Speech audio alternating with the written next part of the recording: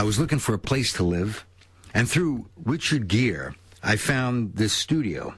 It had high ceilings, a loft, a roof garden, a power shower. I was made. The next day I was to move in, and I arrived to meet the landlord, who was this guy, Willie Fielding, who happened to be the Earl of Denbigh. As soon as I put my 2 suitcases on the floor in the entry, he said, "Let's go." I said, "Where?" He said, "To your local." I thought he was talking about a tube stop.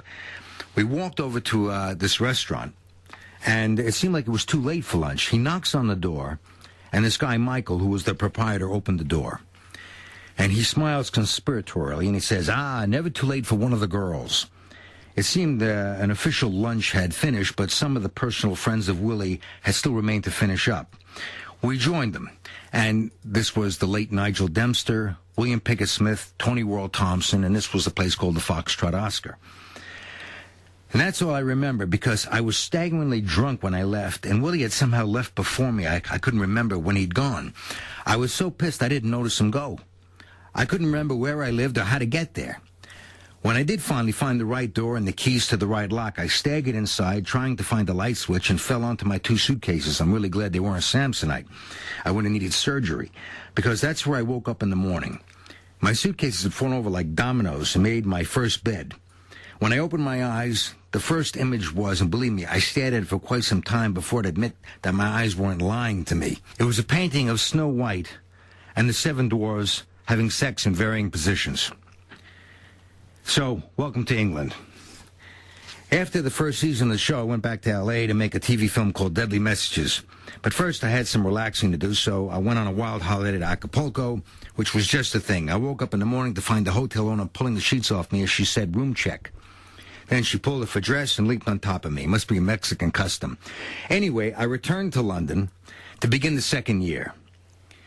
Michael, the owner of the Foxtrot Oscar, now a friend, said I would not stay in a hotel while I looked for a place to rent. I would stay with him and his family, and there was no discussion about this.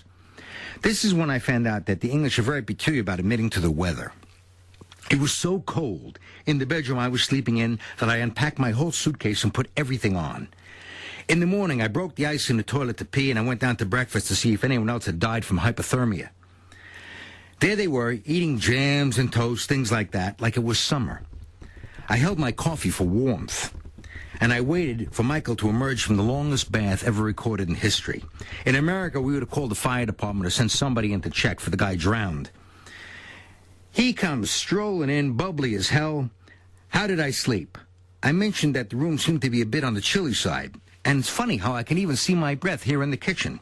He said, "It's only October. We don't turn on the heat till November." Silly Americans, we turn on the heat when we're cold. I realized I better find a place today, because otherwise I got to start a relationship, because I ain't going to sleep here alone. I found the house. It was great. It had the biggest living room in London. Well, it looked like it to me. It was called Peel Cottage, former home of Robert Peel. I believe he was one of your MPs. Anyway, there was a blue plaque, and it said Russell Flint lived and died there. It now belonged to this guy Brian, who was an artist.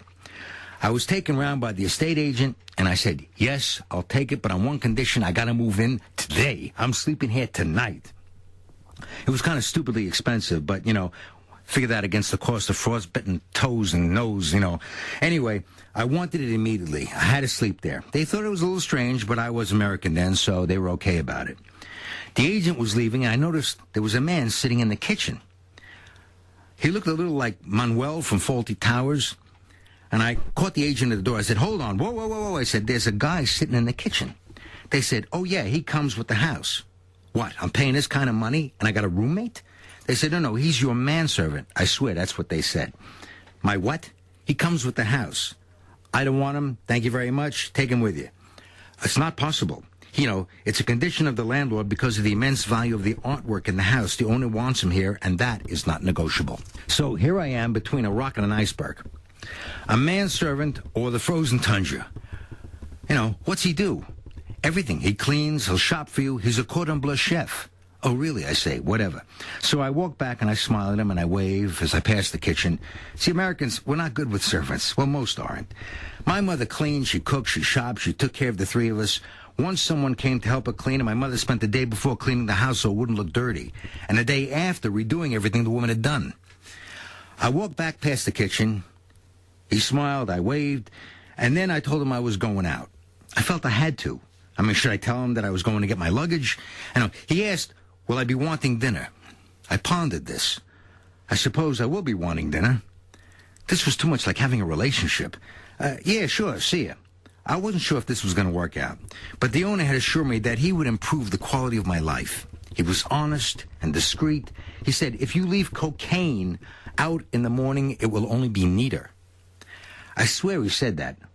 Well, let's forget, the guy was Colombian, so maybe that's part of the training, Anyway, when I came back, the table was set in the large dining room that had a woman's body sticking through the ceiling holding a torch chandelier that lit the room. The owner's personal artwork. I actually hadn't noticed it when I walked through the house the first time. I was more concerned about having a thermostat than a dining room with a woman's body plunging through the ceiling. Anyway, a bottle of wine was chilling, and something was on a beautiful plate. What is that? I asked. Pablo said, an avocado stuffed with smoked haddock and topped with caviar. I stared at it. I asked him if he did a BLT. He inquired as to what a BLT was. Hey, it was 1985, and I don't think the BLT had been invented here then. Missed another opportunity. I could have been pret-a-manger. Anyway, I told him bacon, lettuce, and tomato sandwich. He said perhaps for lunch. Sure, the next day he gave me a BLAST. A bacon, lettuce, avocado, sprouts, and tomato on whole wheat toast. He improved it. He improved everything. Hey, this starter is good. He smiled satisfied and poured some wine and left to get the next course. By the time I finished dinner, he had unpacked my bags and hung everything up. I learned a lot from Pablo. He was loyal, warm, and a genuinely fantastic human being.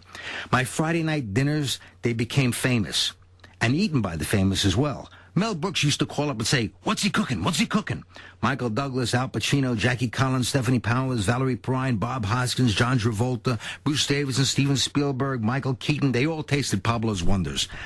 Dodie Fayed, may he rest in peace, he would bring a box of lobsters, and Pablo would make a lobster curry that you would die for. He actually cooked the rice in Coca-Cola. He was amazing. Now, there were other things about Pablo, like watering plastic plants, but I didn't care. They didn't die. And when Glynis and I got together, she asked him to iron the sheets. He looked blank. I just shrugged. He had only had men to deal with in his working experience, so when we came home, we saw Pablo on the bed ironing the sheets. I got to tell you, we fell about, and so did he. But I have to say this. From Pablo, I learned about food and wine, and this led to great entertaining and to the graciousness of being a good host. So I would like to say, for the first time publicly, thank you, Pablo Urbano. You changed my life. You improved.